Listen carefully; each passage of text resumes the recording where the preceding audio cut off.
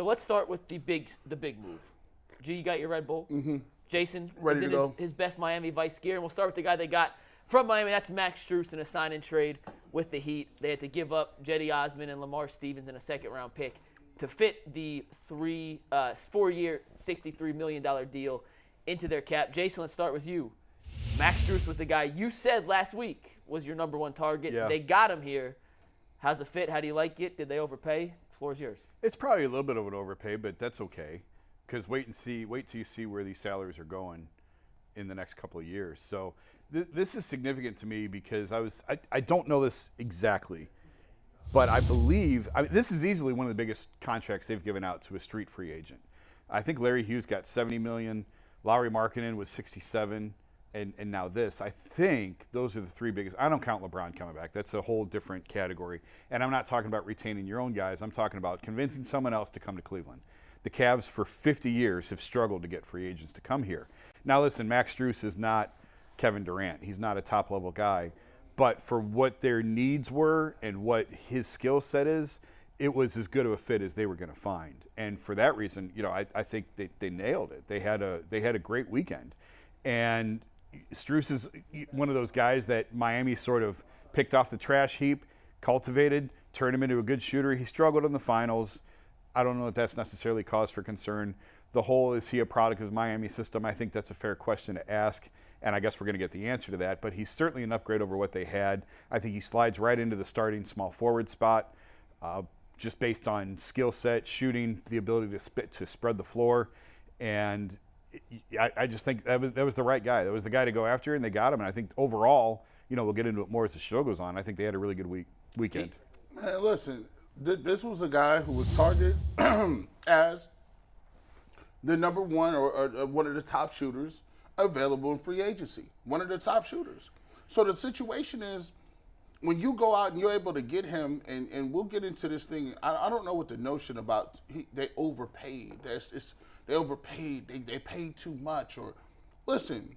When you are the Cavs, haven't we? Maybe y'all don't listen to the stuff we be saying sometimes. And granted, sometimes you shouldn't listen to what we saying. But when you talking about getting guys to come to Cleveland, you are not a destination city. So when you're not a destination city, you're going to have to overpay. That's just the reality of it. If they want me to go do some radio or television in Albuquerque, New Mexico, I'm not going to Albuquerque to do no, I'm cool, bro. They gonna have to offer me a bag. They have to offer my wife a bag. They gotta give me a house. They gotta give me unlimited Red Bull and vodkas. You gotta understand that Cleveland is not an area and it's not a destination city. This was a main target, a main area that we needed to get solidified, which was shooting. And then here's another thing. I'm hearing people talking about floating this around, that Cedi and Lamar Stevens were somehow ballers and they gave up too much. I don't get that. That drew me.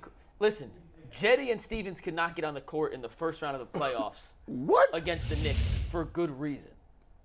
The Cavs signed Max Strus, who was the starting 2/3 on an NBA Finals team. The numbers, when you put them side by side, look comparable. They are completely different players. One was a third, fourth option on a starting unit. The other guy was the first or second option on a terrible bench. Strus was a starter on a team that went to the finals. Thank you. He was just playing last week. Last time I checked, he was done weeks ago. And that's the thought process. This is what happens in Cleveland. We get our little pieces and army men, and we get them, and we be thinking that in our little bubble that these dudes are on the same level or playing field. They're not, man. Cedi's a wonderful human being. Love He's a him to nice death. man. He's been here for 12 years. I understand why fans like him, but he's not great at the basketball. Y'all want the reality? If the Cavs had any ounce of confidence Cedi could do what Strus could do, they take Cedi for the $6.7 million exception and don't have to spend $63 million to bring in a guy from Miami. If they had any ounce of confidence, he could even do 60%, 55%. But they are different players. And here's some numbers that I think really emphasize what Strus brings to the table. We always talk about the Cavs being a pick-and-roll heavy offense, which I want to talk about how Strus coming in will affect and maybe change up their offense in a sec. But when you have a pick-and-roll heavy offense with two ball handlers like Donovan Mitchell and Darius Garland, You need guys to space the floor, right? Especially in the corners when you're running pick and roll, so it's all spaced out. Last season, Max Strus went 73 of 162 from the corner on threes. That is 45.4% on corner threes on 162 attempts. Mm-hmm. No one on the Cavs shot 162 corner threes last year. We couldn't even get Isaac Okoro to hit dead spot jumpers, let alone corner threes. We was praying for him to hit a corner three. Now you got a guy that's shooting almost 50% from the corner. Come on, man. On a extremely high volume. Once again, that was 162 attempts last year. He made 75 of those. It's according to Second Spectrum stats from the corner. Now, as far as what Strus does, he's not just a standstill shooter. If you watched a minute of the NBA Finals, Strus runs around like Klay Thompson. Yeah. He had the fourth highest, they track it by miles on Second Spectrum. He ran the fourth most of any player in the second half of the season last year, meaning he doesn't like just to stand still. Right. He's a guy that, and this is where, JB, listen up here. This is where a lot of it comes on to you now. JB, you have a guy that has a skill set that they didn't have at all last year. Cedi was a stand and shoot guy. Okoro was a stand and not scared to shoot guy. Lamar Stevens scared to shoot.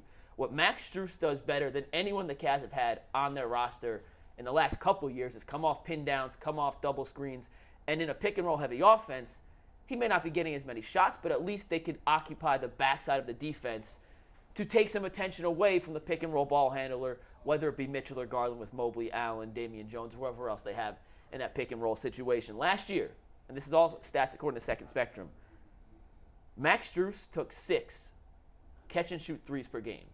So no dribbles, catch and shoot, whether that's stand in the corner catch, come off a high screen, a pin down, catch and shoot, shoot. No one of the Cavs took more than 3.5 of those last season. That was Donovan Mitchell. And guess what? On those catch and shoots, which are a much harder shot than just standing in the corner, he shot 38%. It's one of the highest marks in the league on catch and shoots for a guy who was in the top 10 percentile of the NBA on opportunities. This dude's an elite shot maker when it comes to those kind of situations. And yeah, he's not Kevin Durant. He's not Steph Curry. But you weren't getting those guys in free agency. He was as good as you were getting at a position and a skill set they needed available in this free agency class. You don't need him to be those guys. He's the fourth option offensively. Yeah. He's ahead of Jarrett on offensive options. But it's still Donovan, Darius, and Evan are ahead of Max in terms of priority offensively. Mm-hmm. So you're 100% right in terms of corner shooting. Guys make a lot of money in this league. If you can just stand in the corner and wait for the ball. PJ Tucker in Philadelphia. He's a guy who, I don't know the numbers, I would guarantee you, I bet you 90% of his shots are set in the corner threes, and that's it. And just he's not coming off any screens, any pin downs, and that's the kind of thing that Max Strus brings as a shooter that some other guys who are corner specialists don't. Yeah. So, you know, this is my thing. I'm trying to figure out in my mind. I was on the radio on Saturday, and so many people were blown away. Nobody seemed to like the moves. Nobody. Oh no, I'm not excited about the moves, or I thought they could have done better, or Strus is only 6'5", and we need a long wing defender. See, sometimes what you have to do is you have to make people spell out names. Stop being general and tell me who you wanted that you thought was in your price range that was legitimately going to come here. Yeah. I'll wait. And as far as the overpaying goes, wings are gold in the NBA. Yeah. Look at any wing who signed this weekend.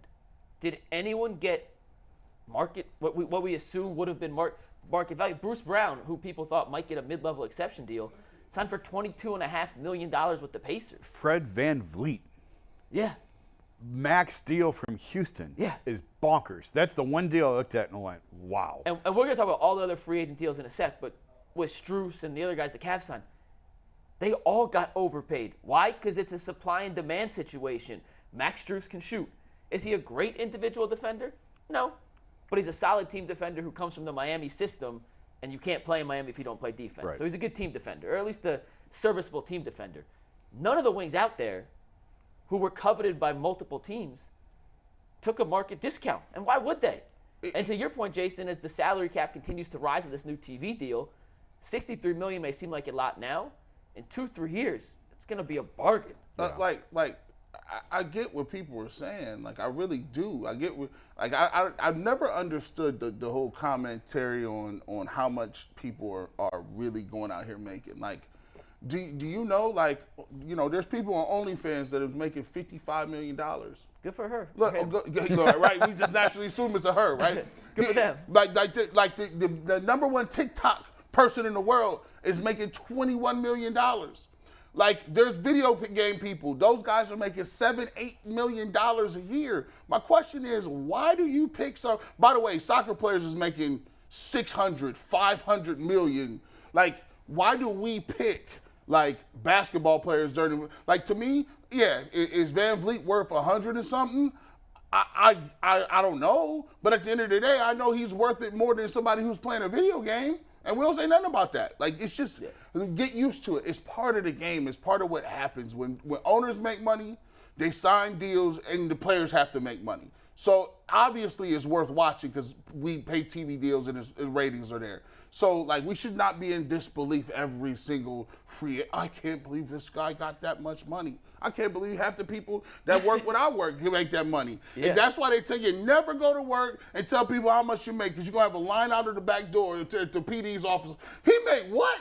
That guy? He's a bum. I don't even know. What does he do? He gets that. Like, that ain't 2 years. That's a year. That's just 365. That's what come on, man. Stop. Jason, do you have confidence in JB and the Cavs' offensive scheme to find ways to utilize Strus to the maximum visibility? Go ahead and say no. You know what's funny?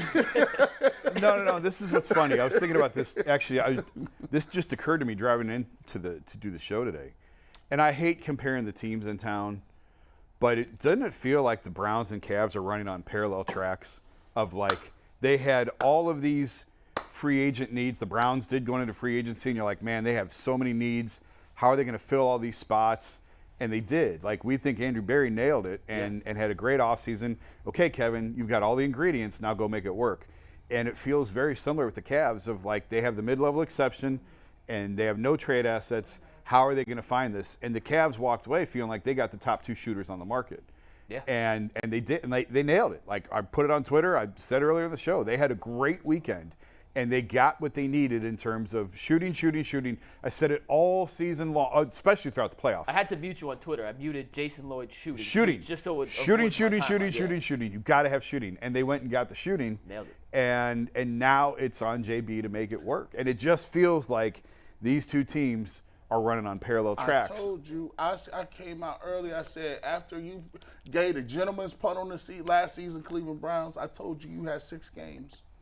And they must have, I ain't say nothing. Maybe they felt in their heart of hearts they had 6 games. Koby heard the vitriol, the venom in people's voice when they was talking about you not going to make no moves. And usually the Cavs kind of trail behind, and we'll talk Cavs a little bit and let it tail off into the summer. No harm, no foul. We'll get into training camp, we'll start. This kind of lingered a little bit this time because now you got a lot of eyeballs on the situation. You got a team with some really good pieces and parts, and now people are looking at you to upgrade to make this thing make sense. I'm with Jason. You went out, we talked about Strus.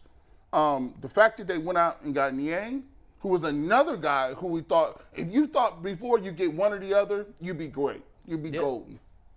They go out and get both of them. And so now that puts you in a position where you now have shooting that's in your starting lineup. You now have shooting that's coming off your bench a little bit. And the fact that we already knew that we were going to sign Caris LeVert to come back. But I tell you what, he's done what he needs to do. Yeah. Now JB's going to have to come up. No longer can you say, well, I don't have the pieces and parts. You got shooting. You got him around. You got a point guard. You got a guy that's supposed to be a closer. Evan Mobley is supposed to be your unicorn coming up. And he got you 2 pieces in the draft that I like that could be projects. Yeah. And he got you 2 projects that could be somebody. So, he has everything he needs. The Browns comparison, I hadn't thought of that, but that's brilliant. They really do seem to be on the same track. And last week, I think it was last Thursday when Earl was producing, he asked us, what's the biggest issue with the Cavs makeup? And we all said it was the roster. Mm-hmm.